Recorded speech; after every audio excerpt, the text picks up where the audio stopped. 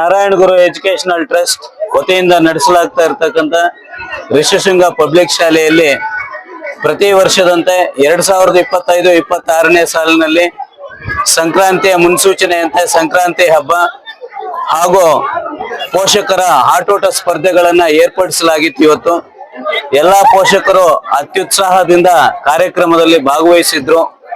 ಪೋಷಕರು ಈ ಒಂದು ದಿನ ತಮ್ಮನ್ನ ತಾವು ಮರೆತು ತಮ್ಮ ಎಲ್ಲಾ ಕಷ್ಟಗಳನ್ನ ಬದಿಗೊತ್ತು ಈ ಒಂದು ಒತ್ತಡದ ಪ್ರಪಂಚದಲ್ಲಿ ಇಷ್ಟೊಂದು ಒತ್ತಡ ಇದ್ರೂ ಕೂಡ ಯಥೇಚ್ಛಿನ ಮಟ್ಟದಲ್ಲಿ ಪೋಷಕರು ಇಲ್ಲಿಗೆ ಆಗಮಿಸಿ ಎಲ್ಲಾ ಒಂದು ಕಾರ್ಯಕ್ರಮಗಳಲ್ಲಿ ಭಾಗವಹಿಸಿದ್ರು. ನಿಜವಾಗ್ಲೂ ಕೂಡ ಆಡಳಿತ ಮಂಡಳಿಯ ವತಿಯಿಂದ ಬಯಸೋದೇನಂತಂದ್ರೆ ತುಂಬಾ ಅಚ್ಚುಕಟ್ಟಾಗಿ ಕಾರ್ಯಕ್ರಮ ಮೂಡಿ ಬಂತು. ಎಲ್ಲಾ ಪೋಷಕ ಬಂಧುಗಳು ಹಿರಿಯರು ಎಲ್ಲರೂ ಕೂಡ ನಮ್ಗೆ ತುಂಬಾನೇ ಸಹಕಾರವನ್ನ ಕೊಟ್ರು. ಆ ಸಹಕಾರದಂತೆ ಎಲ್ಲಾ ಪೋಷಕರು ತುಂಬಾ ಚೆನ್ನಾಗಿ ಭಾಗವಹಿಸಿದ್ರು. ಇನ್ನೊಂದೇನಪ್ಪಾ ಅಂತಂದ್ರೆ ನಾವು ಮುಂದಿನ ನಮ್ಮ ಭವಿಷ್ಯತ್ತಿನ ಮಕ್ಕಳು ಏನಿದ್ದಾರೆ ಭವಿಷ್ಯತ್ತಿನ ಮಕ್ಕಳಿಗೆ ನಮ್ಮ ಸಂಪ್ರದಾಯಗಳನ್ನ ಗುರುತಿಸ್ತಕ್ಕಂತ ಒಂದು ಕೆಲಸವನ್ನ ನಾವು ಮಾಡ್ಬೇಕಾಗುತ್ತೆ. ಆ ಸಂಪ್ರದಾಯಗಳನ್ನ ಗುರುತಿಸೋ ಒಂದು ಕೆಲಸವನ್ನ ಮಾಡೋ ನಿಟ್ಟಿನಲ್ಲೇನೆ ಇವತ್ತು ನಾವು ಸಂಕ್ರಾಂತಿ ಉತ್ಸವವನ್ನ ಯಾವ ರೀತಿ ಮಾಡ್ಬೇಕು ಅಂತ ಅಂದ್ಬಿಟ್ಟು ಮಕ್ಕಳಿಗೆ ನಾವು ಅವೇರ್ನೆಸ್ ಅನ್ನ ಕೊಡ್ಬೇಕು ಅಂತ ಹೇಳಿ ಈ ಒಂದು ಕಾರ್ಯಕ್ರಮವನ್ನ ಹಮ್ಮಿಕೊಂಡಿದ್ವಿ. ಭಾರತ ತುಂಬಾ ಪರಂಪರೆಯಿಂದ ಬಂದಿರತಕ್ಕಂಥ ಪರಂಪರೆಯಲ್ಲಿ ಹುಟ್ಕೊಂಡಿರ್ತಕ್ಕಂಥ ಒಂದು ರಾಷ್ಟ್ರ. ಈ ರಾಷ್ಟ್ರದ ಅಸ್ಮಿತೆ ಏನಪ್ಪಾ ಅಂತಂದ್ರೆ ಈ ರಾಷ್ಟ್ರದ ಭವ್ಯ ಸಂಸ್ಕೃತಿ ಮತ್ತು ಭವ್ಯ ಪರಂಪರೆ ಅದನ್ನೆಲ್ಲ ಉಳಿಸ್ಕೊಂಡು ಹೋಗ್ಬೇಕಾಗಿರ್ತಕ್ಕಂಥದ್ದು ಭಾರತೀಯರಾಗಿರ್ತಕ್ಕಂಥ ನಮ್ಮೆಲ್ಲರ ಜವಾಬ್ದಾರಿ. ಯಾಕೆಂತಂದ್ರೆ ವಿವಿಧತೆಯಲ್ಲಿ ಏಕತೆಯನ್ನ ಮೆರಿತಾ ಇರ್ತಕ್ಕಂಥ ಒಂದು ದೇಶ ನಮ್ಮ ಭಾರತ ದೇಶ.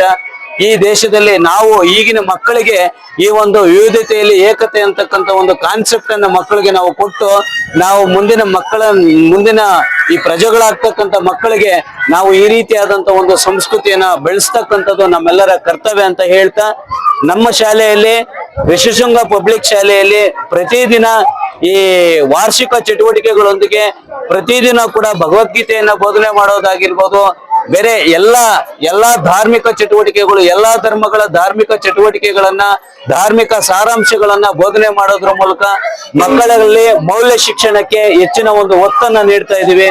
ಯಾವುದೇ ಒಂದು ಮಗು ಮೌಲ್ಯ ಶಿಕ್ಷಣವನ್ನ ಪಡ್ಕೊಂಡಿಲ್ಲ ಅಂತಂದ್ರೆ ಮಗುವಿನ ವಿದ್ಯಾಭ್ಯಾಸನ ವ್ಯರ್ಥ ಆಗುತ್ತೆ ಅಂತ ಹೇಳಿ ನಾವು ಮಕ್ಕಳಿಗೆ ಮೌಲ್ಯ ಶಿಕ್ಷಣವನ್ನ ಕೊಡೋದ್ರ ಮೂಲಕ ಮಕ್ಕಳಲ್ಲಿ ಮೌಲ್ಯಗಳನ್ನ ತುಂಬತಕ್ಕಂತ ಒಂದು ಕೆಲಸವನ್ನ ಮಾಡ್ತಾ ಇದೀವಿ. ಅದೇ ರೀತಿ ಎಲ್ಲಾ ಪೋಷಕರು ಕೂಡ ನಮ್ಗೆ ತುಂಬಾ ಹೆಚ್ಚಿನ ಒಂದು ರೀತಿಯಲ್ಲಿ ಸಹಕಾರವನ್ನ ನೀಡ್ತಾ ಇದ್ದಾರೆ. ನಮ್ಮ ಶಾಲೆಯ ಸುತ್ತಮುತ್ತಲು 3 ಕಿಲೋಮೀಟರ್ ಅಲ್ಲಿ ಯಾವುದೇ ಹಳ್ಳಿ ಇರೋದಿಲ್ಲ. ಗುಡ್ಡಗಾಡು ಪ್ರದೇಶದಲ್ಲಿ ನಾವು ಶಾಲೆಯನ್ನ ಪ್ರಾರಂಭ ಮಾಡಿದ್ರು ಕೂಡ ಇವತ್ತು ಸುಮಾರು 405 ಜನ ಮಕ್ಕಳು ಇಲ್ಲಿ ವಿದ್ಯಾಭ್ಯಾಸವನ್ನ ಮಾಡ್ತಾ ಇದ್ದಾರೆ. 22 ಜನ ಟೀಚಿಂಗ್ ಸ್ಟಾಫ್ ಇದ್ದಾರೆ, ಮತ್ತೆ ನಾನ್ ಟೀಚಿಂಗ್ ಸ್ಟಾಫ್ 8 ಜನ ಇದ್ದಾರೆ. ಸುಮಾರು ಎಲ್ಲ ನುರಿತ ಶಿಕ್ಷಕರೊಂದಿಗೆ ನಾವಿಲ್ಲಿ ಶಿಕ್ಷಣವನ್ನು ಕೊಡ್ತಕ್ಕಂತ ಒಂದು ಕೆಲಸವನ್ನ ಮಾಡ್ತಾ ಇದ್ದೀವಿ. ಮತ್ತೆ ಆಕ್ಟಿವಿಟಿ ಬೇಸ್ಡ್ ಎಜುಕೇಶನ್ ಅಂತ ಅಂದ್ಬಿಟ್ಟು ನಾವೇನ್ ಕರಿತೀವಿ, ರಚನಾತ್ಮಕವಾದ ವಿದ್ಯಾಭ್ಯಾಸ ಅಂತ ಏನ್ ಕರಿತೀವಿ, ಈ ರಚನಾತ್ಮಕವಾದದ ಮೇಲೆ ನಾವು ವಿದ್ಯಾಭ್ಯಾಸವನ್ನ ಕೊಡ್ತಾ ಇರೋದ್ರಿಂದ ಮಕ್ಕಳಲ್ಲೂ ಕೂಡ ಒಳ್ಳೆ ಕಲಿಕೆ ಮೂಡಿ ಬರ್ತಾ ಇದೆ. ಪೋಷಕರಿಂದ ಕೂಡ ನಮ್ಗೆ ಅತ್ಯುತ್ತಮವಾದಂತ ಒಂದು ಪ್ರೋತ್ಸಾಹ ಸಿಗ್ತಾ ಇದೆ. ಇದೇ ರೀತಿ ಎಲ್ಲರೂ ಕೂಡ ಎಲ್ಲಾ ಕಡೆನೂ ಕೂಡ ಅಷ್ಟೇನೆ ನಮ್ಮ ಸಂಸ್ಕೃತಿಯನ್ನು ನಮ್ಮ ಪರಂಪರೆಯನ್ನ ಉಳಿಸ್ಕೊಳ್ತಕ್ಕಂತ ಒಂದು ಕೆಲಸವನ್ನ ಮಾಡಬೇಕು ಅಂತ ಹೇಳ್ತಾ ಇಲ್ಲಿಗೆ ಆಗಮಿಸಿರ್ತಕ್ಕಂತ ಎಲ್ಲಾ ಪೋಷಕರಿಗೂ ಮತ್ತೆ ಎಲ್ಲಾ ಹಿರಿಯರಿಗೂ ನಮ್ಗೆ ಪ್ರತ್ಯಕ್ಷವಾಗಿ ಮತ್ತೆ ಪರೋಕ್ಷವಾಗಿ ಸಹಕಾರವನ್ನು ಕೊಟ್ಟಿರ್ತಕ್ಕಂಥ ಪೊಲೀಸ್ ಇಲಾಖೆಯವರಿಗೂ ನನ್ನ ಮಾಧ್ಯಮ ಮಿತ್ರದವರಿಗೂ ಮತ್ತೆ ನನ್ನ ಆಡಳಿತ ಮಂಡಳಿ ಸದಸ್ಯರಿಗೂ ಮತ್ತೆ ನಮ್ಮ ಸಿಬ್ಬಂದಿ ವರ್ಗದವ್ರಿಗೂ ಮತ್ತೆ ನನ್ನೆಲ್ಲ ಮುದ್ದಿನ ಮಕ್ಕಳಿಗೆ ಹಿರಿಯರಿಗೆ ವಂದಿಸ್ತಾ ನನ್ನ ಮಾತನ್ನು ಮುಗಿಸ್ತಾ ಇದ್ದೀನಿ. ಜೈ ಹಿಂದ್, ಜೈ ಕರ್ನಾಟಕ ಮಾತೆ. ಪೋಷಕರ ಕ್ರೀಡಾಕೂಟದಲ್ಲಿ ಮಹಿಳೆಯರಿಗೆ ಹಗ್ಗ ಜಗ್ಗಾಟ, ಮ್ಯೂಸಿಕಲ್ ಚೇರು ಮತ್ತೆ ಅದ್ರ ಜೊತೆಗೆ ಬನ್ ಅಂಡ್ ಫನ್ ಸ್ಪರ್ಧೆಯನ್ನ ಮಾಡಿದ್ವಿ, ರಂಗೋಲಿ ಸ್ಪರ್ಧೆಯನ್ನ ಮಾಡಿದ್ವಿ, ಮಹಿಳೆಯರ ಕಬಡ್ಡಿ ಸ್ಪರ್ಧೆಯನ್ನ ಮಾಡಿದ್ವಿ, ಮತ್ತೆ 100 ಮೀಟರ್ಸ್ ಓಟ ಮಹಿಳೆಯರಿಗೆ ಮಾಡಿದ್ವಿ.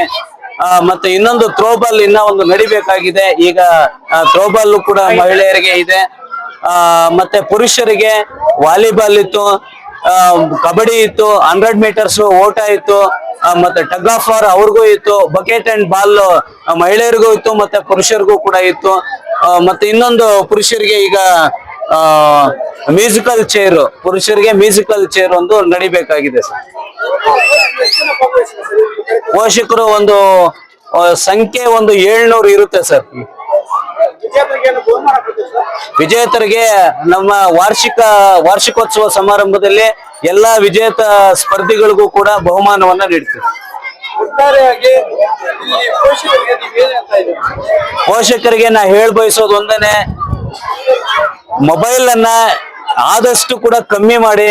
ಮೊಬೈಲ್ ನಮ್ಗೆ ಎಷ್ಟು ಅನುಕೂಲ, ನಮ್ಗೆ 20% ಮೊಬೈಲ್ ಅನುಕೂಲ ಆಗ್ತಾ ಇದ್ರೆ 80% ನಾವು ಅದರಿಂದ ಅನಾನುಕೂಲನೇ ಪಡ್ಕೊಂತ ಇದೀವಿ. ದಯವಿಟ್ಟು ಮಕ್ಕಳ ಮುಂದೆ ನಾವು ಪುಸ್ತಕ ಎತ್ಕೊಂಡು ಕೂತ್ಕೊಂಡ್ರೆ ಮಕ್ಕಳು ನಮ್ಮ ಪಕ್ಕದಲ್ಲಿ ಪುಸ್ತಕ ಎತ್ಕೊಂಡು ಕೂತ್ಕೊಂತಾರೆ. ಮಕ್ಕಳ ಮುಂದೆ ನಾವು ಮೊಬೈಲ್ಸ್ ಅಲ್ಲಿ ತಲ್ಲೀನರಾಗಿದ್ರೆ ಮಕ್ಕಳು ಕೂಡ ಮೊಬೈಲ್ ಕಡೆ ಹೋಗ್ತಾರೆ. ನಮ್ಮಲ್ಲಿ ಯಥೇಚ್ಛವಾಗಿ ಎಲ್ಲಾ ಪೋಷಕರು ಕೂಡ ಮಕ್ಕಳಿಗೆ ಮೊಬೈಲ್ ನೀಡದಿರೇ ಇರ್ತಕ್ಕಂಥ ಉದಾಹರಣೆಗಳು ಜಾಸ್ತಿ ಇದಾವೆ. ಯಾರು ಪೋಷಕರು ನಮಗೆ ಕಾಲ್ ಮಾಡಿ ಹೇಳ್ತಾರೆ, ಮಕ್ಕಳು ಈ ರೀತಿ ಮೊಬೈಲ್ ಯೂಸ್ ಮಾಡ್ತಾ ಇದ್ದಾರೆ ಸರ್, ಮನೆಗೆ ಬಂದು ಹೋಗಿ ಅಂತ. ನಮ್ಮ ಶಾಲೆಯಲ್ಲಿ ನಮ್ಮ ಮುಖ್ಯ ಶಿಕ್ಷಕರು ಮತ್ತೆ ಪ್ರಾಥಮಿಕ ಶಿಕ್ಷಣದ ಮುಖ್ಯ ಶಿಕ್ಷಕರು ನಾರಾಯಣ ಸ್ವಾಮಿ ಸರ್ ಅವರು ಪ್ರತಿದಿನ ಒಂದೊಂದು ಊರಿಗೆ ವಿಸಿಟ್ ಅನ್ನ ಕೊಡ್ತಾ ಇರ್ತಾರೆ. ಯಾವ ಮಗುಗೆ ಏನೇನ್ ಸಮಸ್ಯೆ ಇದೆ ಅಂತ ಅನ್ಬಿಟ್ಟು ಅದನ್ನ ಮಕ್ಕಳನ್ನ ನೋಟ್ ಮಾಡ್ಕೊಂಡು ಬಂದು ಇಲ್ಲಿ ತಿತ್ತಕ್ಕಂತ ಒಂದು ಕೆಲಸವನ್ನ ಮಾಡ್ತಾರೆ ಸರ್. ಸರ್ LKG ಇಂದ ಈಗ 8th ಸ್ಟ್ಯಾಂಡರ್ಡ್ ವರ್ಗೂ ಇದೆ. ನೆಕ್ಸ್ಟ್ 9th 10th ಗೆ ಅಪ್ಗ್ರೇಡ್ ಆಗುತ್ತೆ.